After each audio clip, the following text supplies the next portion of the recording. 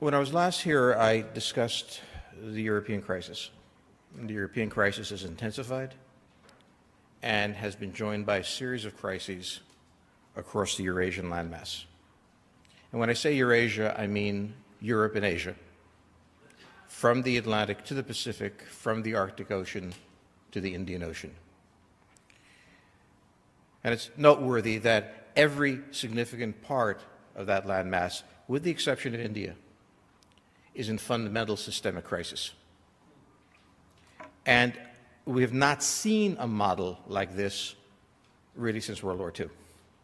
This does not mean that I'm saying that we're going to have a war or anything else. I'm simply saying that the pattern is ominous. It is not yet deep in the sense of intractable, but it is broad.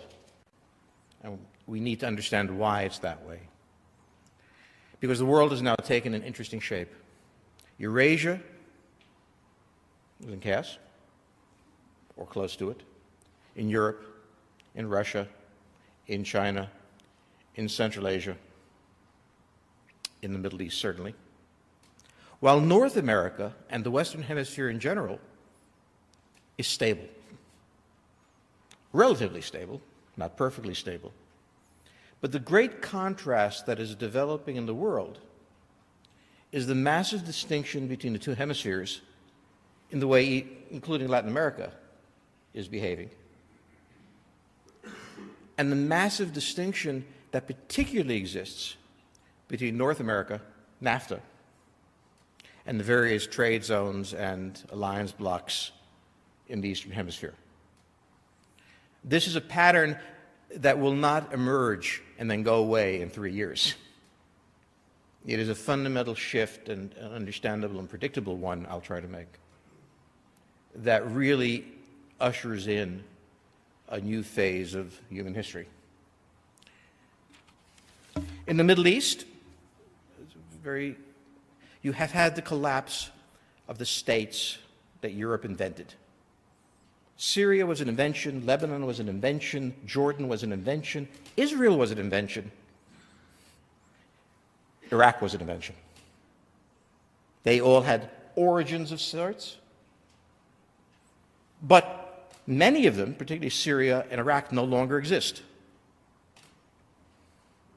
They don't exist because at a certain point the United States decided it was not going to take responsibility, as the British might have, for the future of the region. Not necessarily a stupid decision, but one with consequences. For Iran, it is now in a very different game than it was. The United States has essentially taken its hands off the wheel. And there are 4 great powers in the region that can't leave: Israel, Turkey, Iran, Saudi Arabia. Saudi Arabia is a question mark. But let's say there's 4. The American strategy is to be not particularly friendly with anyone and not particularly hostile to anyone. So it is drawn a bit closer to the Iranians, a bit farther from the Israelis, deals with the Turks. This is called learning what the Romans did, learning what the British did, the balance of power. You don't send main force. The British never sent its entire military force into India. They played the various factions against each other and used local forces. And this is what you're seeing. At this point, the Iranian problem is Turkey, which is what the United States wants. The American problem is to make sure the Turks become more aggressive. The Turkish problem is, please do not draw me into your game. The American solution is, come to me, baby. So when we look at the situation for Iran, totally different from the Indian situation, we're seeing India drawn into the regional system precisely by getting what it wanted: the sanctions lifted. Its greatest benefit was the sanctions because it kept them out of the game. Now they have no choice. They must be involved in Iraq. Iraq fundamentally affects them. They therefore are doing what the United States would like them to do. The Russians are doing what the Americans want them to do. The United States does not want Assad to fall now. Later, yes. Earlier, yes. Now, no, because of ISIS. The United States could not save Assad for political reasons, domestic and foreign. The Russians come in, they save Assad, they leave the question of ISIS open for the United States to deal with to the extent it wants. And what the United States is doing very brilliantly, and I know we're not supposed to be smart, but it's unintentional, what the United States is doing very brilliantly is forcing all the other players to do what it wants, because we have learned a fundamental lesson.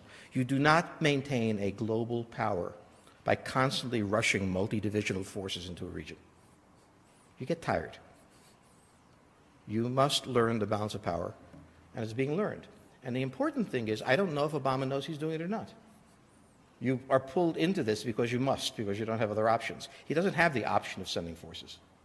So Iran must be understood in terms of the new American game. Anyone else? On the first. The fundamental problem of Europe is an attempt to take a country like Greece and a country like Germany and give them the same currency.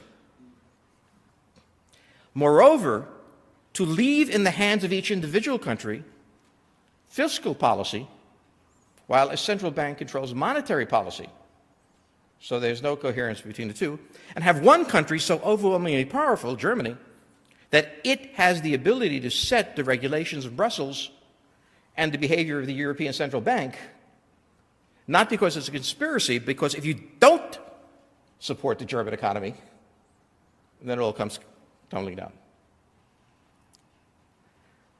You don't have Europe. There is no such thing except as a geographical expression.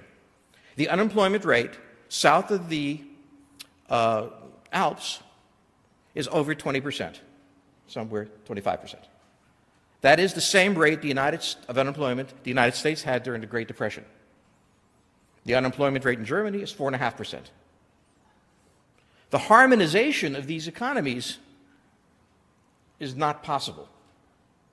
And therefore, on virtually every other issue, they are unable to act. But behind all this is the great bubble, Germany. Germany exports 47% of its GDP. I'm not good at arithmetic, so give me 50%. Which means that every time it loses 5% in exports, it loses 2.5% in GDP. Now, losing 2.5% of your GDP matters. But if you lose 15% of your exports, you've lost 7.5%. The point I'm making is Germany is on the edge of the volcano. It is a massive exporting power that has built its economy on the assumption of expanding demand for its goods, basically in the European Free Trade Zone. And that can't happen now. Its entire structure is based on that because domestic consumption can only be raised so much when you have that much out there. Other countries are in this position, South Korea, for example. But only Germany is the fourth largest economy in the world. So the size of the imbalance relative to the global system is massive. Now, in a world in which you have an exporter's crisis, and one of the greatest exporters in the world, Germany, with a larger dependence on exports than China or any other country that you might name, the global exporter, if you will, from a percentage point of view. I think the Russians are going to be very aggressive, and I think the Russian Federation will go the way of the Soviet Union for the same reasons. High defense costs, low energy prices. That took down the Soviet Union. That will, I think, take down Russia. When the Soviet Union collapsed, all nuclear weapons under American tutelage was transferred to the Soviet Union so that Kazakhstan wouldn't have a nuclear capability, which we all think is a good idea. If the Russian Federation collapses, what happens to those nuclear weapons? The frightening thing about Russia is that it is a nuclear power, and if it fragments, something has to be done about it. And there really isn't anything that can be done. What do you do?